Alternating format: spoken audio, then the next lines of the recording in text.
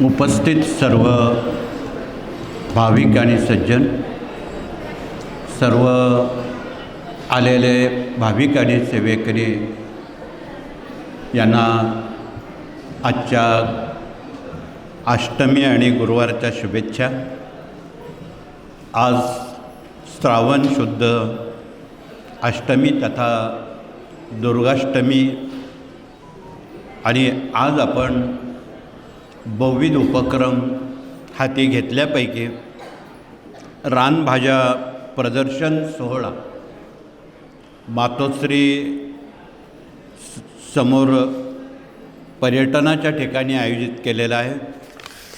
ज्यांना ज्यांना या महोत्सवात भाग घ्यायचा आहे त्यांना येथे दिवसभर तालुकास्तरीय रानभाज्यांचं प्रदर्शन भरवण्यात आलेलं आहे। परवा शनिवारी मासिक सत्संग त्र्यंबकेश्वर या ठिकाणीही रानभाज्या महोत्सव आयोजित केलेला आहे। परवा वधूवर परिचय मेळावा नंदुरबार या ठिकाणी आयोजित केलेला आहे।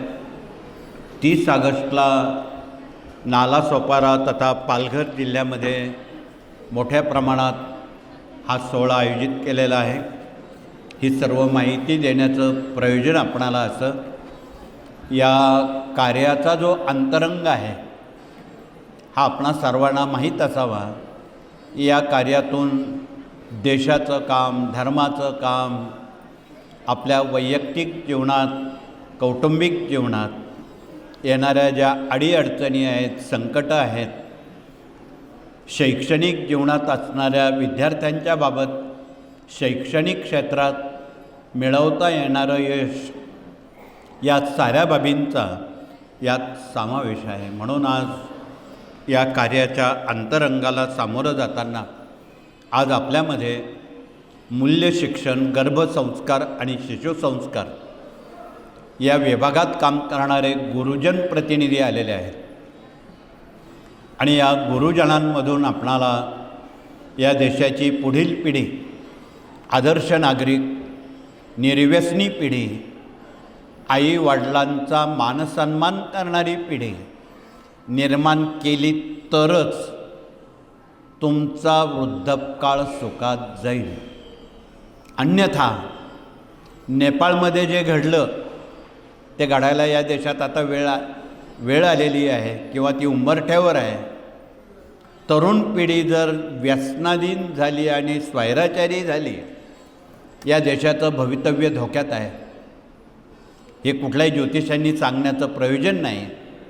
म्हणून याचा पहिला बंदोबस्त गुरुजनांकडून नव्या पिढींवर सुसंस्कारित करणं हाच त्यावरचा प्रमुख मार्ग आहे आणि कदाचित हे आपल्याला आवडेल।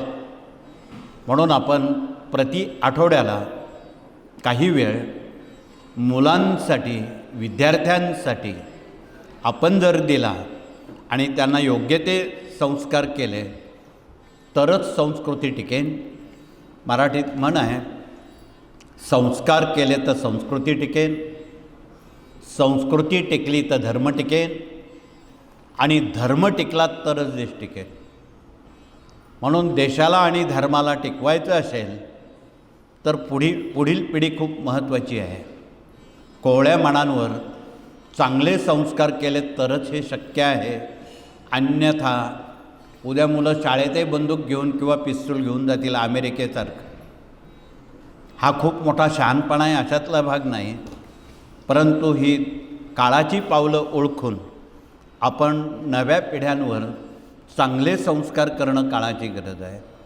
म्हणून आपण आमच्या गुरुजनांना सहकार्य करावं।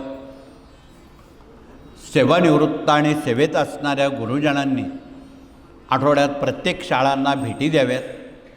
तिथे शिक्षक, पालक, विद्यार्थी यांना एकत्र करावं आठवड्यातला जो वेळ मिळेल त्यावेळेत, आणि पालकांनी कसं वागावं, शिक्षकांनी कसं शिकवावं, विद्यार्थ्यांनी कसं शिकावं याची सूत्र या कार्यानं गेल्या अनेक वर्षात जनतेसमोर ठेवलेली आहे। म्हणून मधल्या काळात संभाजीनगरला एक खूप मोठा उपक्रम मे महिन्यात राबवण्याला संधी मिळाली आणि त्या उपक्रमामध्ये रोज 4 ते 5 लाख विद्यार्थी आणि शिक्षक आणि पालकांनी भाग घेतला आणि त्यामुळं त्याचा परिणाम मराठवाड्यावर खूप चांगला झाला. कारण मराठवाड्यात तशा काही घटना या आधी घडलेल्या होत्या. एका 12-14 वर्षाच्या मुलीनं आईचा खून करावा, एका 17-18 वर्षाच्या मुलानं बापाचा खून करावा, असे दूषित कृत्य मराठवाड्यात काही महिन्यापूर्वी घडलेली होती. म्हणून तिथले पालक, संबंधित अधिकारी, जिल्हाधिकारी यांनी मीटिंग घेतली. याला एवढाच पर्याय आहे, नव्या पिढ्यांवर चांगले संस्कार करणं. तुम्ही रोज वृत्तपत्र, वृत्तवाहिन्यात जे ऐकता, जे वाचता, त्यावर पुनरुच्चार करण्याची गरज नाही, आपणा सर्वांना विदित आहे. परंतु हे कायमचं थांबवण्यासाठी आपणाला संस्कार नावाचं हत्यार जे आहे किंवा जे अस्त्र आहे त्याचा वापर करणं हे उचित ठरणार आहे. म्हणून या अस्त्राचा आपण आता अवश्य तो, योग्य तो वापर करणं जरुरीचं आहे. तर पुढचा विभाग या ठिकाणी प्रश्न उत्तर आणि मार्गदर्शक प्रतिनिधी आपल्यात दिवसभरासाठी आलेले आहेत, संध्याकाळच्या आरतीपर्यंत. त्यांनी देखील आपला परिचय देऊन आलेले दुःखित, पीडित, भाविक, मुमुक्षित यांना धीर दिलासा देऊन यांचे अश्रू पुसून यांना योग्य तो रस्ता, योग्य तो मार्ग स्वामींचा दाखवण्याचं काम हे उभे असणारे प्रतिनिधी दिवसभरासाठी विनामूल्य मार्गदर्शनानं करणार आहेत. म्हणून त्या वेळेचा, त्या ज्ञानाचा आपण लाभ घेऊन आपणही या स्वामी कार्याला समयदान देण्याचं करावं. आम्ही आपल्याकडं कुठलंही दान मागत नाही, एकच दान मागतो, ते म्हणजे समयदान. तुम्ही जर वेळ दिला चांगल्या कामासाठी तर त्या वेळेचं सोनं होईल. म्हणून आपण समयदान हे अत्यंत महत्त्वाचं दान आहे. त्या दानात आपण कुठलीही काटकसर चांगल्या कामासाठी करू नये हे कळकळीचं आवाहन. कुठल्याही समस्या असो, या कार्यातून त्यावर उपचार दिले जातात आणि आध्यात्मिक सेवेनं त्या समस्या उचित वेळेत सुटल्या जातात आणि आपणाला त्यातून अनुभूती आणि ऊर्जा आपणाला मिळत असते. तर पुढचा विभाग इथे विवाह मंडळ आलेलं आहे. आता आपण सांगितलं 22-23 ऑगस्टला आणि 30 ऑगस्टला बहुतेक जिल्ह्यांमध्ये विवाह परिचय मेळावे आयोजित केलेले आहेत. इथे जर गुरुवार रविवार तर असतातच, पण अन्य जिल्ह्यांमध्ये सुद्धा वेळोवेळी दरमहा आमचं म्हणणं आहे की विवाह परिचय मेळावे घ्यावेत प्रत्येक जिल्ह्यामध्ये. सर्वांना इथे येणं अशक्य आहे दूरवरून. म्हणून आज मुलामुलींचे विवाह हा प्रश्न खूप मोठा ऐरणीवर आहे पालकांसमोर. त्यातले त्यात मुलींचं लग्न करणं एक वेळी सोपं आहे. सगळ्यात अवघड प्रश्न मुलांच्या विवाहाचा आहे. आणि त्यातही मिळाली सूनबाई चांगली तर ठीक, खट्याळ सूनबाई मिळाली, घराचं घरपण आणि देशाचं देशपण राहणार नाही. म्हणून न कळत हे देशाचं काम आहे, हे एक धर्माचं काम आहे, एक सामाजिक काम आहे. म्हणून या सामाजिक सार्वजनिक कामामध्ये आपण केंद्र होतील तेव्हा होतील, परंतु ही 2 पायाची केंद्र सुसंस्कारित केली आणि गावोगावी विवाह मंडळं उभी केली तर जनतेमध्ये एक सुखद धक्का आश्चर्याचा मिळेल.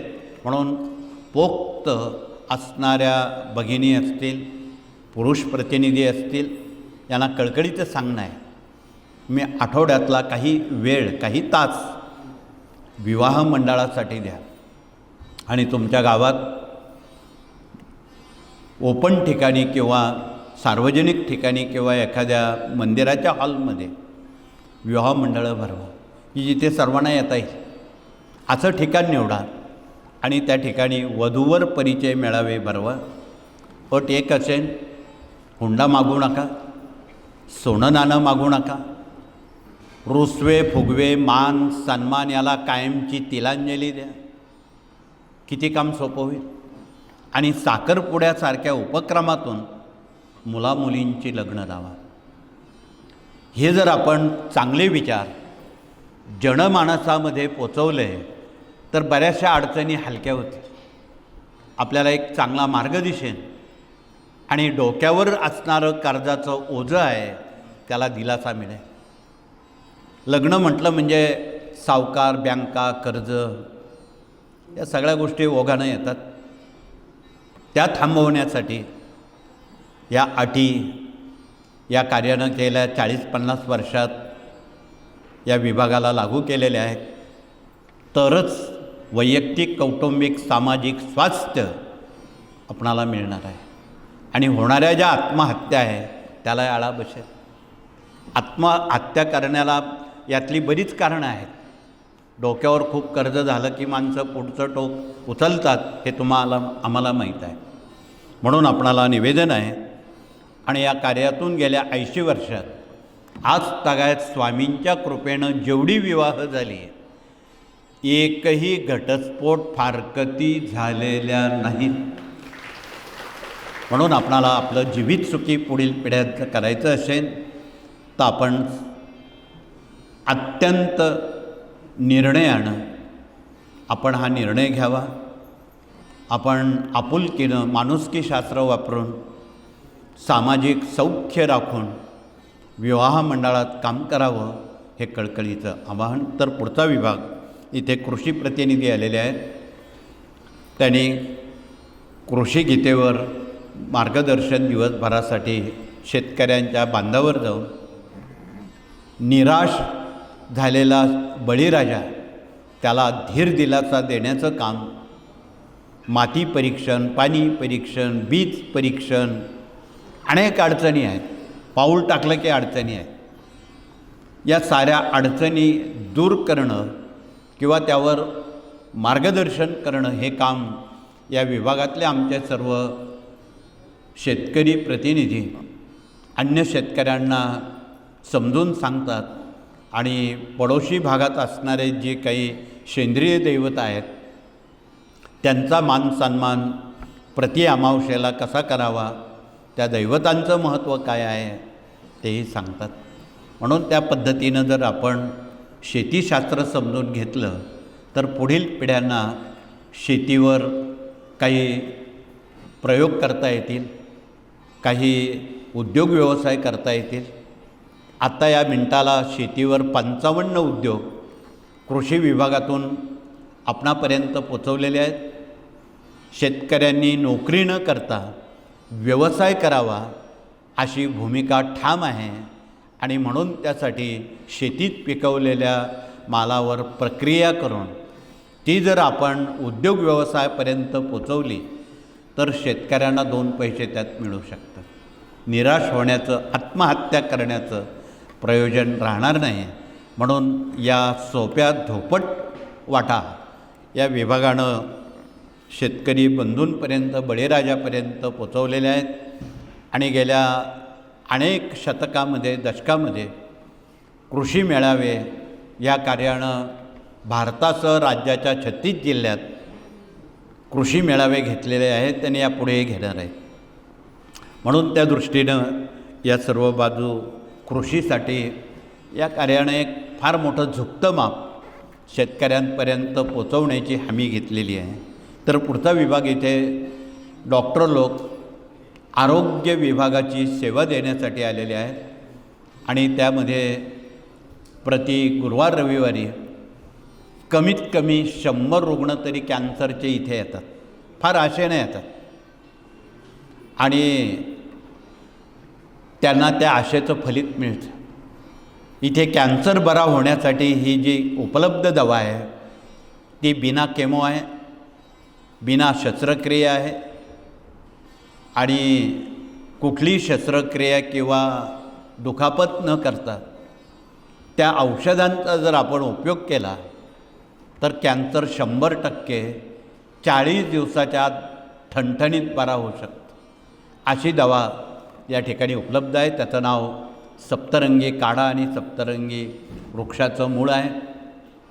तो सर्व प्रकारचे कॅन्सर बरा करतो. ज्यांना घशाचा किंवा ब्लड कॅन्सर आहे त्यांच्यासाठी हा रानभेंडी हा काम करतो. ज्यांना शरीरात कुठेही गाठी झालेल्या आहेत त्यांच्यासाठी हा वेखंड काम करतो.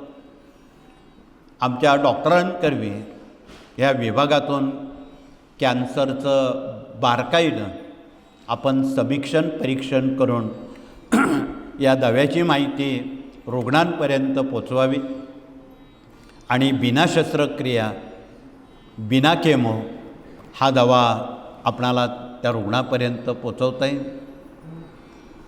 दवा थोडा कडू आणि तुरट आहे. डोळे झाकून तो स्वीकारावा लागतो, एवढंच त्यातलं पथ्य आहे. आणि कॅन्सर बरा होण्यासाठी काही पथ्य प्रश्न सोडवणाऱ्या पेपरच्या पाठमोर भागामध्ये काही उपाय दिलेले आहेत. आणि हे जर भगिनींनी निरोगी माणसांसाठी आत्तापासूनच नियोजन केलं, भविष्यात कोणालाही कॅन्सर होणार नाही अशी दवा त्यात दिलेली आहे. त्यात अगदी सोपं आहे. तुमच्या बोटात सोन्याची अंगठी असेल किंवा कुठल्याही प्रकारचं एखादा ग्रॅम सोनं असेल, तुम्ही जे पिण्याचं पाणी वापरता, एक 4-5 लिटर पाण्यामध्ये ती सोन्याची अंगठी पाण्यात उकळावी, नंतर काढून घ्यावी. सोनं उकळलेलं पाणी चिमूटभर हळद टाकून जर आपण दिवसभरात पिण्यासाठी वापरलं, आयुष्यात कॅन्सर होणार नाही.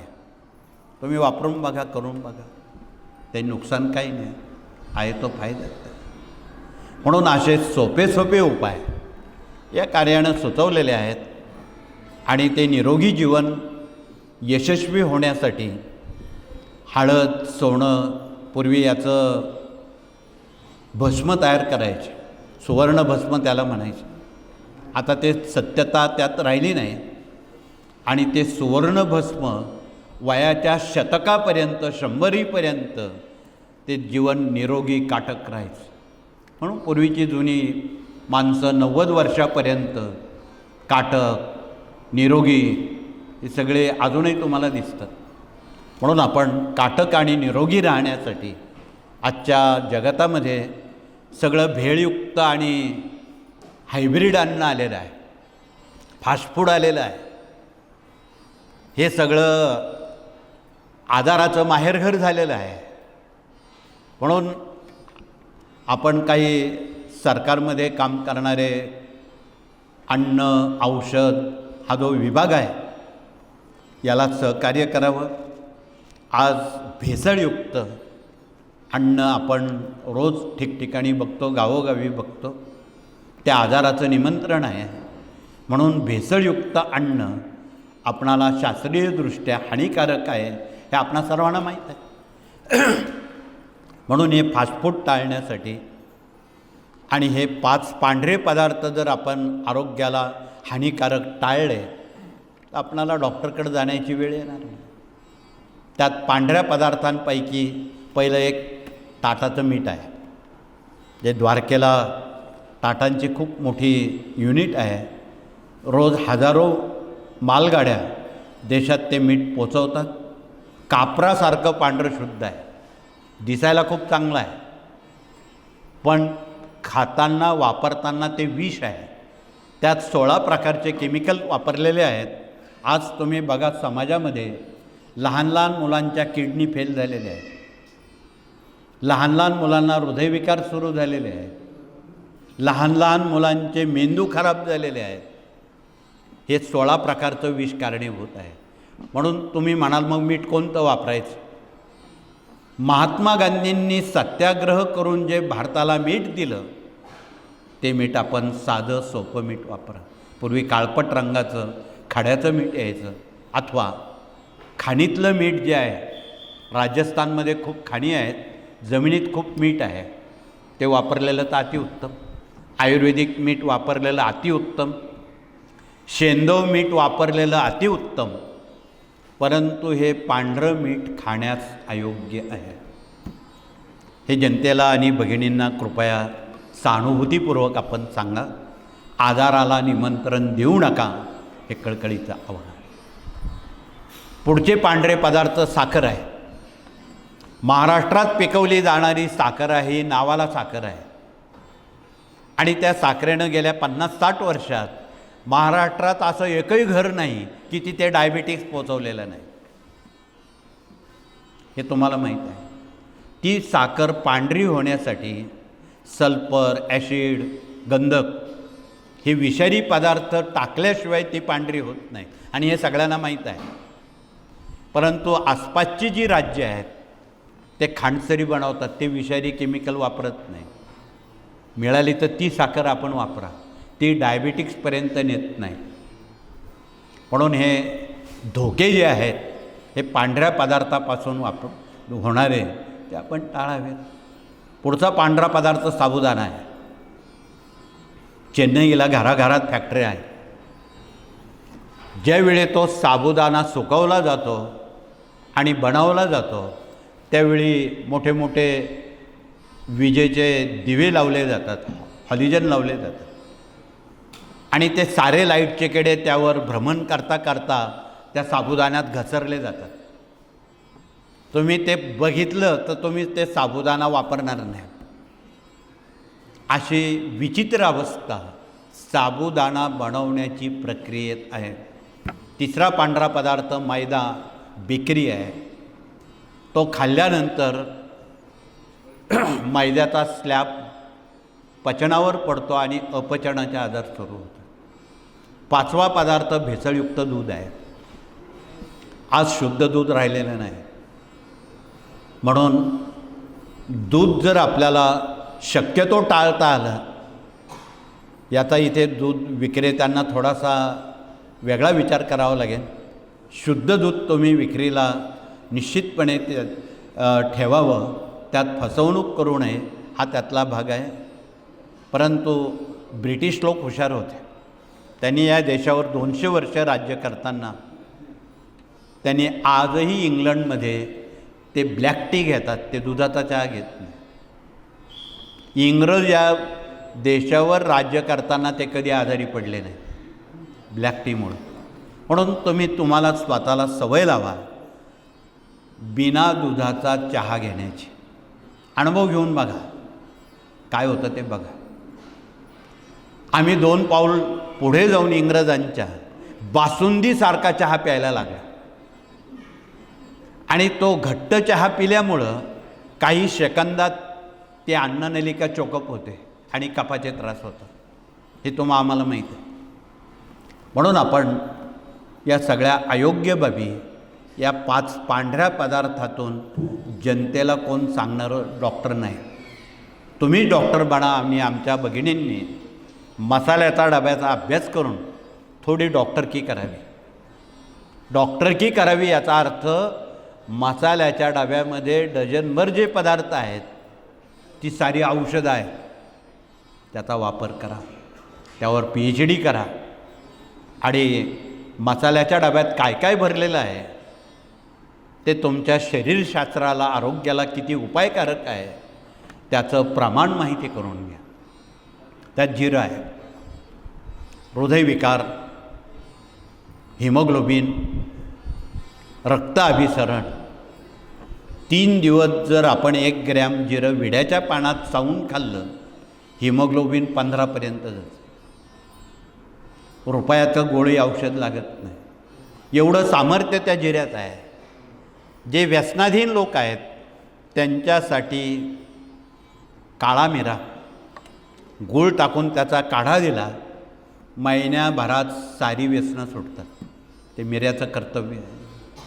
हळद आहे, ती सर्वगुण संपन्न आहे, ते तुम्हाला माहीत आहे.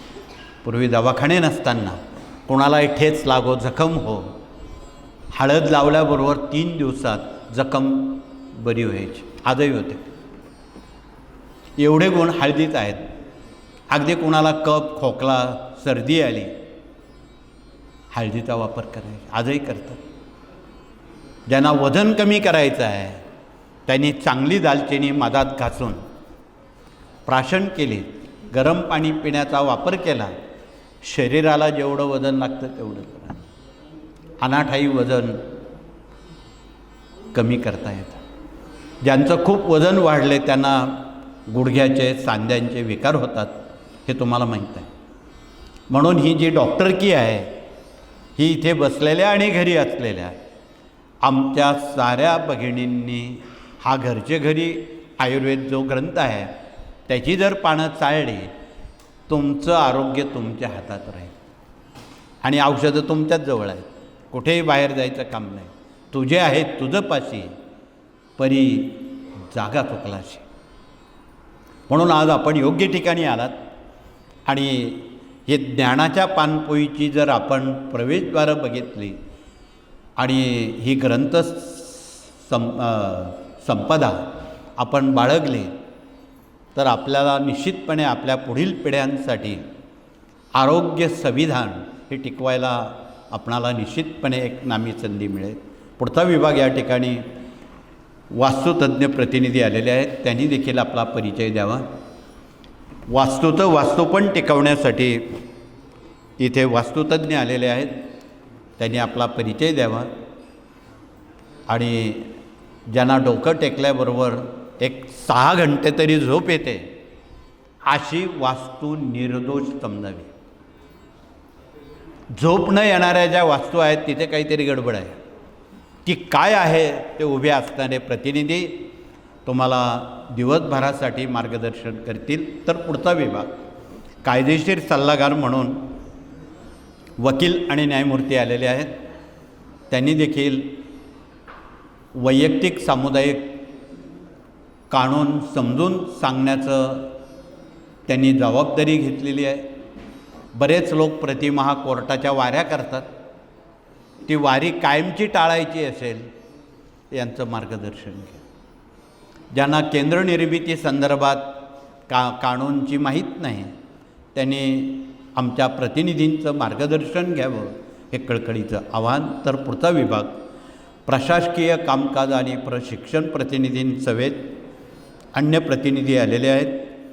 त्यांनी आपला परिचय देऊन देश विदेश अभियान प्रतिनिधी, वेद विज्ञान संशोधन प्रतिनिधी, युवा प्रबोधन प्रतिनिधी, सांस्कृतिक विभाग प्रतिनिधी, त्यानंतर स्वयंरोजगार प्रतिनिधी, पर्यावरण प्रकृती प्रतिनिधी, पशुगोवंश प्रतिनिधी, माहिती तंत्रज्ञान प्रतिनिधी या सर्व विभागात काम करणारे, स्वामी कार्य जनमानसात पोचवणारे हे जबाबदार प्रतिनिधी आहेत. आणि ज्यांना या श्रावण महिन्याचं वेळोवेळी आपल्या हक्काच्या ओसरीत जायचं आहे. गाणगापूर असेल, पिठापूर असेल, कुरवपूर असेल, नरसोबाची वाडी असेल, त्या ठिकाणी ज्यांना जायचं आहे त्यांनी आमच्या उभ्या असणाऱ्या प्रतिनिधींशी कृपया संवाद साधावा. जगातून, देशातून, राज्यातून आपणाला त्या ठिकाणी सेवा रुजू करण्याला एक नामी संधी या विभागानं प्राप्त करून दिलेली आहे. या ठिकाणी याज्ञिकी प्रतिनिधी भूकंप यंत्र आणि वादळ थांबवण्याचा ध्वज याची माहिती देत आहेत. पुढील सप्टेंबर महिन्यात जगात, देशात सर्वत्र मोठे भूकंप होणार आहेत. या तालुक्यातही 10-12 भूकंप झाले. सुदैवानं इथे महाराज बसलेले आहेत. 8 रिश्टर भूकंप होणार होते ते 1.5 रिश्टरवर आणले. त्यामुळं वित्त आणि मानवहानी टळली. म्हणून जगातली वित्त मानवहानी टाळायची असेल, इथे जे आपण भूकंप यंत्र स्थापन केलेलं आहे ते प्रत्येक तालुका किंवा केंद्रनिहाय त्याची जर स्थापना केली, मोठे भूकंप होणार नाही, ते नुकसान होणार नाही. भूकंप होतील पण ते कमी पॉवरचे होतील. भूकंप तर होणार आहे, त्याला काही कोणी रोखू शकत नाही, परंतु त्याची तीव्रता घालवण्याचं काम हे भूकंप यंत्र आणि सुनामी थांबवण्याचं काम हा वादळी ध्वज करत असतो. हे सगळ्या सेवेकऱ्यांना ठाऊक असावं, हे कळकळीचं आव्हान आहे. म्हणून आपण सामाजिक बांधिलकीवर ही समाजसेवा जनतेपर्यंत डोळस आणि पारमार्थिक कृतीनं आपण ही पोचवावी, हे कळकळीचं आव्हान. शेवटचा विभाग मराठी अस्मिता आणि भारतीय संस्कृती आमच्या माता भगिनींनी जिवंत नव्हे समृद्ध केलेला विभाग आहे. त्यांनी उभं राहून या विभागाची माहिती परिचय द्यावा. आज बऱ्याच काही भगिनी कुटुंबातल्या 2 समस्या घेऊन आलेल्या आहेत. 1, डोक्यावर वाढणारं कर्ज. 2, कुटुंबात चोरून व्यसन करणारे सदस्य. या दोन्ही बाबींवर इथे खुलासा केला जाणार आहे की अनायसे श्रावण महिना आहे. शंकराच्या पिंडीवर तुम्ही रुद्राभिषेक केला आणि ते तीर्थ व्यसनाधीन लोकांना महिनाभर दिलं. सुंटे वाचून खोकला जाईल आणि भविष्यकाळात ते निर्व्यसनी आणि शाकाहारी होतील. म्हणून भगिनींच्या दृष्टीनं हा अत्यंत उपयुक्त प्रश्न आहे आणि हा निश्चितपणे सेवेनं मार्गी लागेल यात संशय नाही. दुसरा प्रश्न जो डोक्यावर वाढणारं कर्ज आहे त्याचं उत्तर श्रीयंत्र आहे. इथे बसलेल्या घरी असलेल्या जवळजवळ मोठ्या प्रमाणात सर्वच भगिनी श्रीयंत्राच्या अभ्यासक, उपासक, प्रचारक आहेत. त्यांनी याचं प्रचारक व्हावं. जे कर्जबाजारी कुटुंब आहेत त्यांना याची माहिती द्यावी. आमच्या जगामध्ये अनेक भगिनी अमेरिकेत असो, इंग्लंडमध्ये असो, देशात असो, राज्यात असो, त्या प्रतिपौर्णिमेला एक वाटीभर शिऱ्याचा प्रसाद बनवतात. शिऱ्याचा ही 5 अध्यायाची सत्यनारायण पोथी घेतात. एका पाटावर 3 सुपाऱ्या मांडतात आणि झकास स्वतः सत्यनारायण स्वतः करतात. त्यांना कोणी पुरोहित लागत नाही. या कार्यानं पुढचं पाऊल घरचे घरी वास्तुशांती कशी करावी हे अनेक भगिनींनी केलेली आहे. 1.5 तास लागतो बिना खर्चानं. म्हणून यातही आपण थोडं अभ्यास करावा आणि अनुभव घ्यावेत, मग समजून घ्यावं. म्हणून आपणाला कळकळीचं निवेदन आहे की यात आपण मागे राहू नका आणि मनात संकोच ठेवू नका. तथापि ज्या भगिनी प्रतिपौर्णिमेला स्वतः सत्यनारायण करतात त्यांनी हात उंच करून आपला परिचय द्यावा. बरेच हात वरती आलेत. आपणा सर्वांना मनापासून धन्यवाद आहेत. परंतु ज्यांचे हात वरती नाही त्यांना कोण सांगेल? तुम्हालाच सांगावं लागणार आहे. म्हणून इथे बसलेल्या भगिनींना हात वरती नाही त्यांना तुम्ही फावल्या वेळात तुम्ही जी पूजा करता, तुम्ही जे श्रीयंत्राचं पूजन करता ते त्यांना सांगा. दिव्यानं दिवा लावा. त्यांचंही भलं होऊ द्या.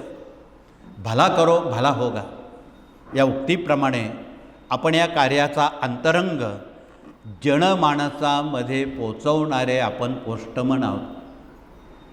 म्हणून ही कामगिरी आपण हयात करावी एवढंच कळकळीचं सांगून आणि आपणा सर्वांना श्रावण महिन्याच्या शुभेच्छा देऊन आपण या श्रावण महिन्यात येणारे सण आहेत, वार आहेत, व्रत आहेत, वैकल्य आहेत, गोकुळाष्टमी आहे, पोळा आहे, रक्षाबंधन आहे, अनेक उपक्रम आहेत आणि हे कसं करावं हे तुम्हाला माहीत आहे. नसतील माहीत तर इथे आमच्या एका भगिनींनी मराठी अस्मिता ग्रंथ दाखवा. त्या ग्रंथामध्ये चैत्र शुद्ध पाडवा ते फाल्गुन कृष्ण अमावस्येपर्यंत 360 दिवसात येणारे सारे सण वार त्यात दिलेले आहेत. तुम्ही ती पानं चाळा. ही ज्ञानाची पानपोळी आहे. म्हणून अधिक माहिती आपण या ग्रंथातून शोधावी. पुन्हा एकदा आपणाला मनापासून शुभेच्छा धन्यवाद देऊन हात जोडून आपण प्रार्थना करून हे सत्र थांबवू. या सत्रानंतर आज गुरुवार आहे, स्वामींचा वार आहे.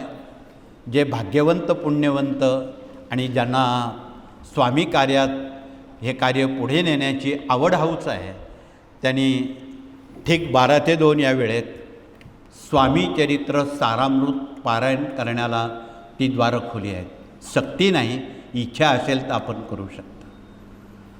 म्हणून आपण या सर्व विभागामध्ये आणि यज्ञ विभागातही विशेष सेवा आपणाला करण्याला नामी संधी आहे.